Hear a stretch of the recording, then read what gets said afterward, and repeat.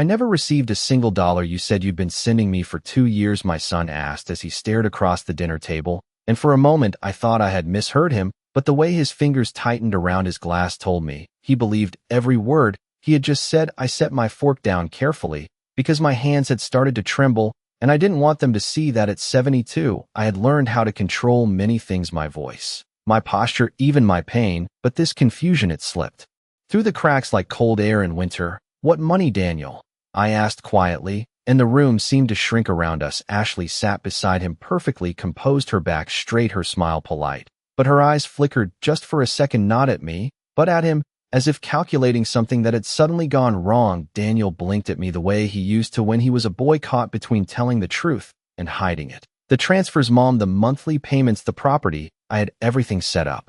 After Dad passed, I didn't want you worrying about bills. His words landed slowly, each one heavier than the last. I felt something shift deep inside me, not a sharp pain, not even anger, just a quiet, unsettling realization that something in my life had been happening without me knowing about it. I folded my hands in my lap to keep them still. Daniel, I haven't received anything. I've been managing on my own, just like always. He let out a short laugh, but it sounded wrong, strained. That's not possible. I've been sending $1,500 every month since last year, and the house I transferred, the small one by Lake Harmon. You always said you loved the water. I stared at him because none of it made sense. Lake Harmon was 3 hours away. I hadn't been there in over a decade, and yet he spoke as if he had handed me a new life, without ever asking if I wanted one. I don't have a house, Daniel, I said, and this time my voice felt steadier than I expected, and I certainly haven't been receiving $1,500 a month. The silence that followed stretched too long. Ashley shifted slightly in her chair, smoothing her napkin over her lap. Maybe there's been some kind of misunderstanding, she said softly, her tone gentle enough that anyone else might have believed it, but I noticed how she didn't look at me when she spoke, only at Daniel.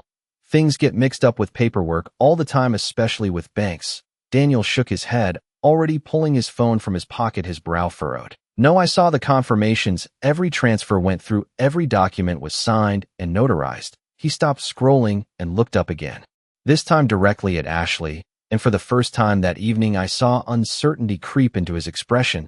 You helped coordinate everything, remember? Ashley's smile held, but it tightened at the edges, just slightly, just enough that I felt it instead of saw it. Of course I remember, she said.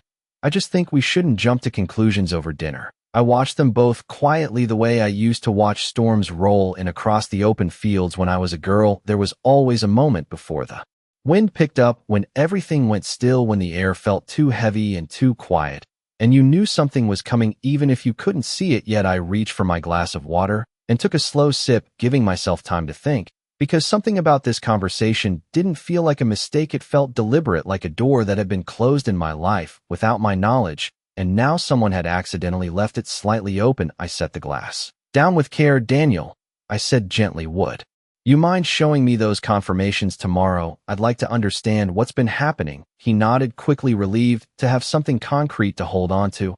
Of course, Mom, I'll bring everything over. We'll figure it out. Ashley finally looked at me then, and her eyes met mine for just a fraction of a second before she smiled again, polite, calm, controlled. But there was something underneath it, something colder, something that told me this was not a misunderstanding. And as I sat there in the quiet hum of the dining room, I realized that for the first time in years I was not just a mother or a widow. I was someone who had been left out of her own story, and I intended to find out exactly how that had happened. Daniel arrived the next morning earlier than I expected, the sound of his car pulling into the driveway breaking the quiet rhythm of the house. I had already been awake for hours, dressed and sitting at the kitchen table with a fresh pot of coffee, waiting. I did not feel nervous. I did not feel afraid. I felt prepared in a way that was new to me, as if something inside me had finally shifted into place. He walked in carrying his laptop and a folder thick with papers, his expression focused, almost relieved, like a man who believed he was about to solve a simple problem. Morning, Mom, he said, setting everything down on the table. I brought all the records. We can go through everything together. I nodded and poured him a cup of coffee, watching how quickly he avoided looking at me for more than a second at a time, the same way he had done the night before. Ashley followed him, and a moment later, her presence quiet but deliberate. She did not carry anything. She did not offer to help. She simply took a seat beside him, folding her hands neatly in her lap, her posture perfect, her smile polite It was the kind of smile that belonged in photographs, not in real moments. Daniel opened his laptop and turned the screen toward me. Here, he said, scrolling through a series of emails and documents. These are the confirmations from the bank, every transfer, every month, all documented. I leaned forward slightly, my eyes scanning the screen. The numbers were there, clear and undeniable. $1,500 transferred on the first of every month, the account name listed as mine, the address correct. Everything appeared exactly as it should have been, and yet I had never seen a single cent of it. Do you recognize this account number? He asked gently. I shook my head slowly. No, Daniel, I have never seen that before. He frowned, his fingers moving quickly across the keyboard, pulling up another document. That does not make sense. This is the account Ashley gave me when we set everything up after Dad passed. She said it was easier if she handled the paperwork while I focused on work. The room went very still at that moment, not loudly, not dramatically, just a quiet shift, like the air itself had changed. I did not look at Ashley right away. I watched Daniel instead, the way his shoulders stiffened slightly as he spoke, the way his voice lost a bit of its certainty without him realizing it. Ashley, he said, turning toward her now. You remember this, right? You coordinated with the bank and the attorney. She did not hesitate. She never did. Of course I remember, she replied smoothly. That is the account your mother provided at the time. Everything was done properly. I made sure of it. Her voice was calm, measured, almost reassuring, but there was something underneath it, something that did not match the situation, something too controlled for a simple misunderstanding. I reached for the folder of papers Daniel had brought and began to flip through them slowly, each page adding another layer to the same story. Transfers, confirmations, signatures, all aligned too perfectly, like pieces of a puzzle that had been arranged in advance. I stopped at one document, a printed form with a signature. At the bottom, my name written in careful script. I stared at it for a long moment before speaking. This is not my signature, I said quietly. Daniel leaned in closer, his eyes narrowing as he compared it to the signature on my driver license, which I slid across the table. Without a word, the difference was subtle, but clear to anyone who took the time to look. One was natural, fluid, the other forced, almost practiced. That cannot be right. He muttered more to himself than to me. Ashley let out a soft breath, shaking her head slightly. Margaret, maybe you just do not remember signing it. Things were very emotional after the funeral. It was a difficult time for everyone. I finally looked at her, then really looked at her, and for the first time I saw not just distance, not just politeness, but intention, something deliberate and calculated hidden beneath years of careful behavior. I closed the folder gently, placing both hands flat on the table to steady them. No, I said quietly. I remember exactly what I signed, and this was not one of them. Daniel sat back in his chair, the color draining slightly from his face as the weight of what he was seeing began to settle in, and in that moment I understood that whatever had been happening had not been an accident. It had been constructed piece by piece, quietly, patiently, and I had been the only one who did not know. I did not raise my voice. I did not push the papers away. I simply sat there and let the silence stretch, because sometimes silence reveals more than questions ever could. Daniel ran a hand through his hair, his eyes moving between the documents and the signature again and again, as if repeating the same action might somehow change what he was seeing. This does not make sense, he said finally, his voice lower, now less certain. Everything was processed through the same office, the same attorney. They confirmed everything was legitimate. I watched him carefully, not with anger, but with a kind of distance that surprised even me, because the truth was beginning to settle in, and with it came a clarity that left very little room for emotion. Which attorney? I asked quietly. He hesitated for a moment before answering. Harrison and Cole, the firm Ashley recommended. They handled the transfer of the lake house and set up the monthly deposits. I nodded slowly. That name meant nothing to me. I had never met anyone from that firm, had never stepped foot in their office, had never signed anything in their presence. Ashley shifted slightly beside him, her fingers tightening together, just enough for me to notice. Margaret, I really think we should call them before assuming anything, she said, her tone still gentle, still measured, but now there was a faint edge to it, something defensive. Mistakes happen more often than people realize, especially with legal documents. I reached for my coffee and took a slow sip, giving myself a moment before responding, because I could feel something else rising, not anger, not yet, but a quiet resolve. Then we will call them, I said simply. But before we do, I would like to understand one thing. Daniel looked at me immediately, almost relieved to have direction. Anything, Mom, just tell me. I placed the document with the forged signature flat on the table and tapped it lightly with my finger. If this was processed through an attorney and notarized as you said, then I would have had to be physically present or provide identification that could be verified. So tell me, when exactly did that happen? The question hung in the air, heavier than anything that had been said so far, because it was not emotional, it was factual. It required an answer that could not be softened or explained away. Daniel opened his mouth, then closed it again, his eyes shifting slightly as he tried to reconstruct a timeline that no longer seemed as clear as it had the night before. It was shortly after the funeral, maybe a week or two later. Ashley said it would be easier if she handled the details while you rested. His voice faded slightly at the end, as if he was hearing his own words differently. Now Ashley leaned forward just enough to place a hand lightly on his arm, a gesture that might have looked supportive to anyone else, but felt carefully timed to me. Daniel, your mother was overwhelmed at that time. You remember how difficult those weeks were. It made sense for someone to step in and help. I watched her hand rest there for a moment before she pulled it back, her movements controlled, precise. Everything about her was controlled, and that was when it became clear to me this had not been a single mistake. It had been a series of decisions made calmly, deliberately over time. I folded my hands together again, resting them on the table. I was not present at any meeting, I said quietly. I did not sign any documents, and I did not authorize anyone to sign on my behalf. Daniel's chair creaked slightly as he leaned back, the weight of that statement settling into the space between us, his expression no longer confused, but unsettled in a deeper way. Then how did this happen? He asked, more to himself than to either of us. I did not answer right away because I already had a growing sense of the truth, but I needed him to see it on his own. I needed him to follow the same path I had just begun to walk. I looked at the documents once more, then back at him. That is exactly what we are going to find out, I said, and this time there was no hesitation in my voice, only a steady certainty that whatever had been hidden was no longer going to remain that way. Daniel did not speak immediately after that. His eyes remained on Ashley, but something in his expression had changed in a way I had never seen before. It was not anger, it was not disbelief. It was something quieter, something more final, like a piece of trust had just been removed, and there was no place to put it back. You made a decision, he repeated slowly, as if testing the weight of those words. Ashley nodded slightly, as if that explanation should have been enough, as if stepping in without being asked was something admirable. I was trying to protect this family, she said, her voice still steady, still composed, but there was a faint tension underneath it now, something that had not been there before. Daniel leaned back in his chair, his gaze drifting away from her for the first time since the call, his hands resting flat on the table, like he needed something solid to ground himself. By redirecting money that was meant for my mother, he said quietly. Ashley's lips pressed together for a brief moment before she responded. It was not redirected, it was managed. I made sure it was used efficiently and invested properly instead of sitting in an account doing nothing. I listened to her carefully, not the tone, but the choice of words, because words mattered. They revealed intention more than emotion ever could. Where is it now?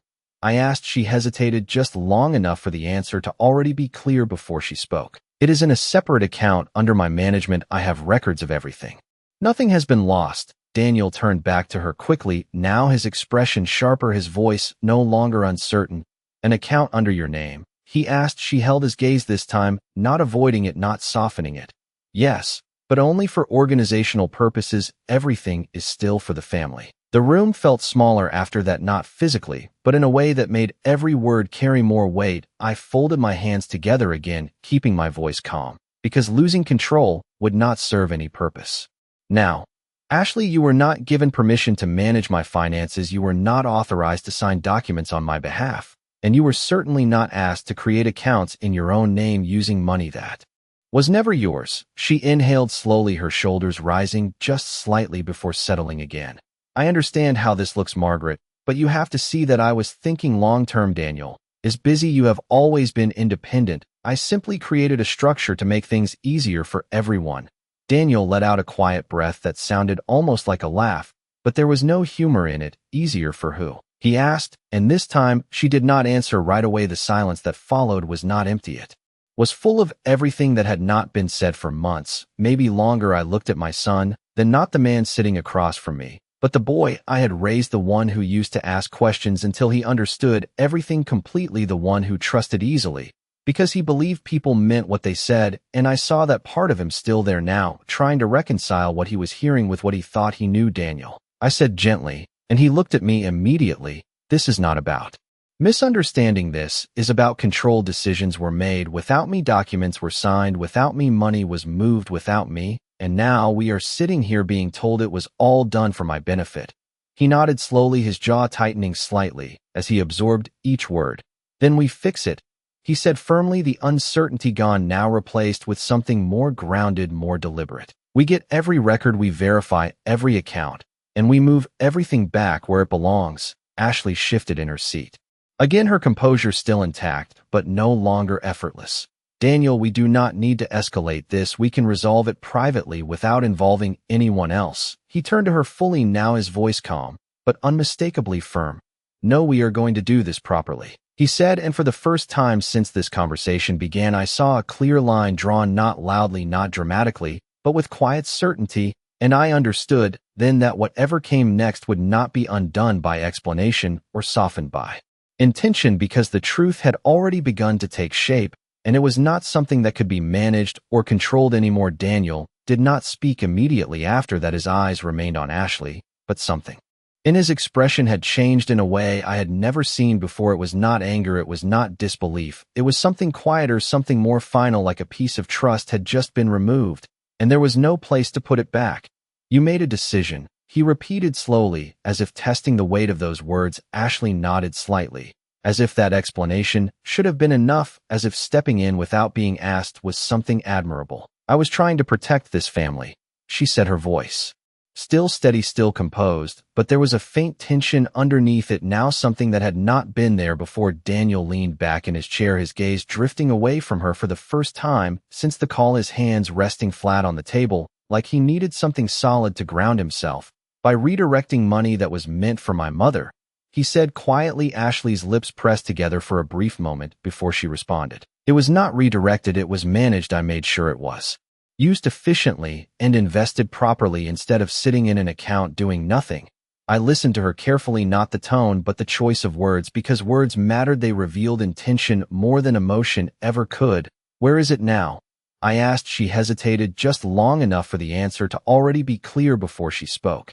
It is in a separate account under my management. I have records of everything. Nothing has been lost. Daniel turned back to her quickly, now his expression sharper, his voice no longer uncertain. An account under your name, he asked. She held his gaze this time, not avoiding it, not softening it. Yes, but only for organizational purposes. Everything is still for the family. The room felt smaller after that, not physically, but in a way that made every word carry more weight. I folded my hands together again, keeping my voice calm, because losing control would not serve any purpose now. Ashley, you were not given permission to manage my finances. You were not authorized to sign documents on my behalf. And you were certainly not asked to create accounts in your own name using money that was never yours. She inhaled slowly, her shoulders rising just slightly before settling. Again, I understand how this looks, Margaret, but you have to see that I was thinking long-term. Daniel is busy. You have always been independent. I simply created a structure to make things easier for everyone.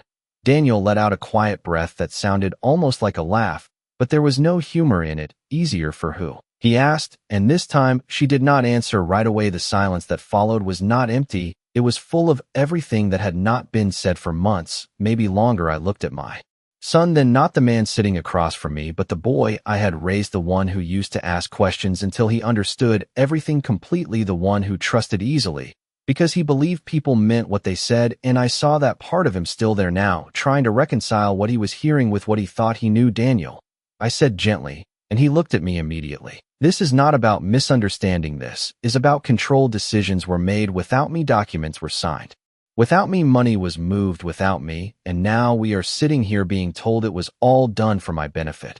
He nodded slowly, his jaw tightening slightly as he absorbed each word. Then we fix it, he said firmly, the uncertainty gone, now replaced with something more grounded, more deliberate.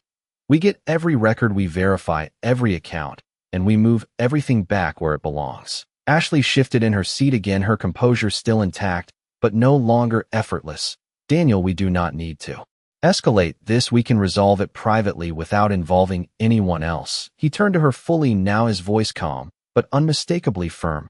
No, we are going to do this properly, he said, and for the first time since this conversation began, I saw a clear line drawn, not loudly, not dramatically, but with quiet certainty, and I understood then that whatever came next would not be undone by explanation or softened by intention, because the truth had already begun to take shape, and it was not something that could be managed or controlled anymore. The next morning I arrived at Richard Lawson's office 10 minutes early, not because I was anxious, but because I had learned long ago that when something matters you do not rush into it. You arrive prepared. The building itself had not changed: polished floors, quiet hallways, the same framed certificates on the walls as when my husband and I had last been there years ago, planning what we believed would protect our future. I sat in the waiting area, with the folder resting neatly in my lap, my hands still, my posture straight, because there was no reason to appear unsettled when I was not. Richard greeted me personally, as he always had, his expression calm but attentive as he led me into his office and closed the door behind us. "Let us take a look at everything from the beginning," he said simply. I placed the documents on his desk one by one, explaining only what was necessary, not adding emotion, not adding assumption, just facts: the transfers, the account, the signature that was not mine, the authorization I never gave. He listened without interruption, his eyes moving carefully across each page, occasionally making a small note with his pen. The room remained quiet except for the soft sound of paper turning and the steady rhythm of his pen against the desk. When he finished reviewing the first set of documents, he leaned back slightly, his hands folded together as he considered everything he had seen. "You are correct," he said after a moment, his voice measured. "These documents indicate that someone acted as your authorized representative, but there is no valid power of attorney on file that would legally grant that authority." I nodded once, because that confirmed what I already knew, but hearing it stated clearly changed something. It made the situation no longer personal, it made it factual. "What does that mean?" I asked. He did not hesitate. "It means that any transactions conducted under that authority are legally questionable and may be reversed depending on how they were executed and documented." He reached for another document, this one from my original estate records, comparing signatures carefully, his attention precise. "This signature is not consistent with your verified records, and if it was used to authorize financial control, that is a serious matter."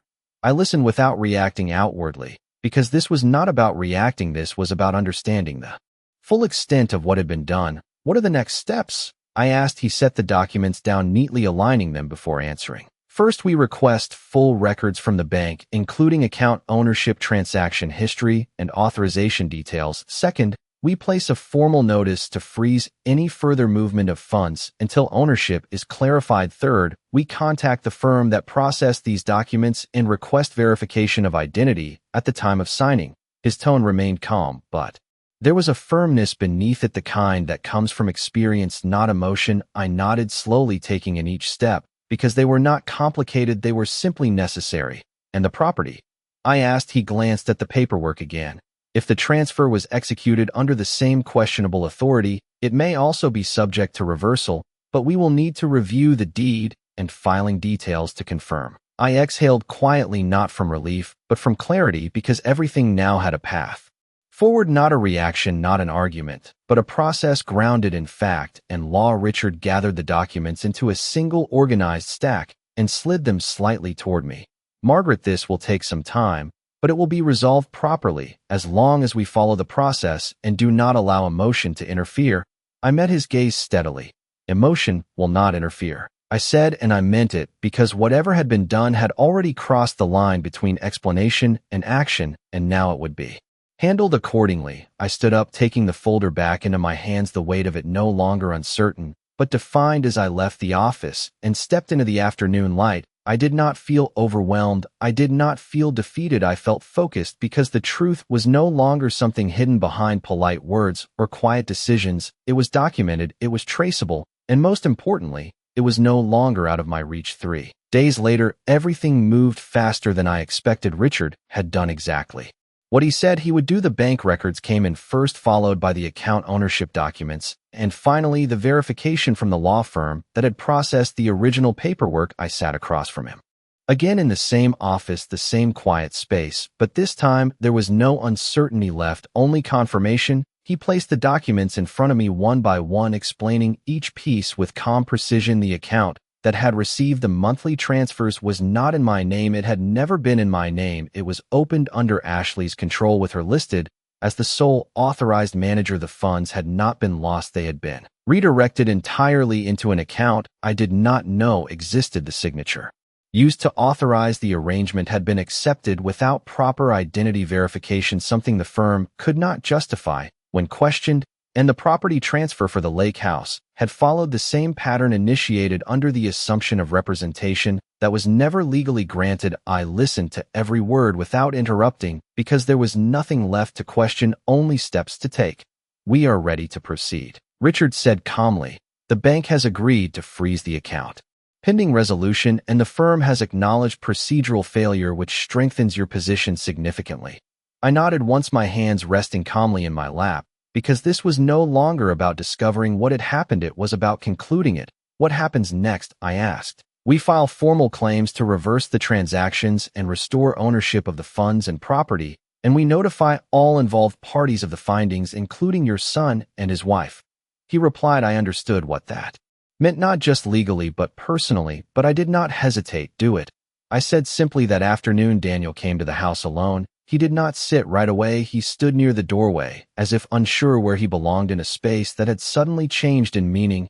"I spoke to the bank," he said quietly, "and the firm, they confirmed everything." I nodded slightly, gesturing toward the chair across from me. He sat down slowly, his hands clasped together, his eyes finally meeting mine fully, this time without avoidance, without hesitation. "I did not know," he said, and I believed him, not because he said it, but because of the way he said it, the weight behind it, the absence of defense. "I know," I replied calmly, because this was never about whether he knew, it was about what had been done in his name. Without his understanding, he exhaled slowly, his shoulders lowering, as if something heavy had finally been acknowledged.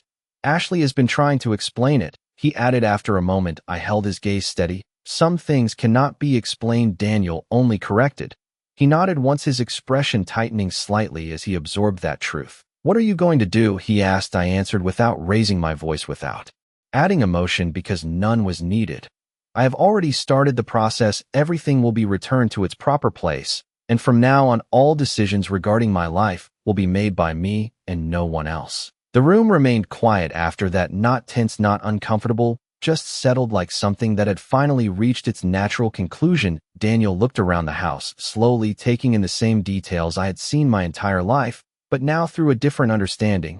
"I should have paid closer attention," he said quietly. I did not respond immediately, because regret was not something that needed to be comforted, it needed to be understood. "You will now," I said finally, and he nodded, standing up. After a moment, as he walked toward the door, he paused briefly, as if considering something more to say, but then he simply left without adding anything else. And as the door closed behind him, I remained exactly where I was, not feeling victorious, not feeling relieved, just certain, because everything that needed to be uncovered had been uncovered, and everything that needed to be corrected was already in motion. I picked up my cup of coffee, now cold, and took a small sip anyway, not because it tasted good, but because it reminded me that some things do not need to be perfect to be real. And for the first time in a long while, my life felt entirely my own again.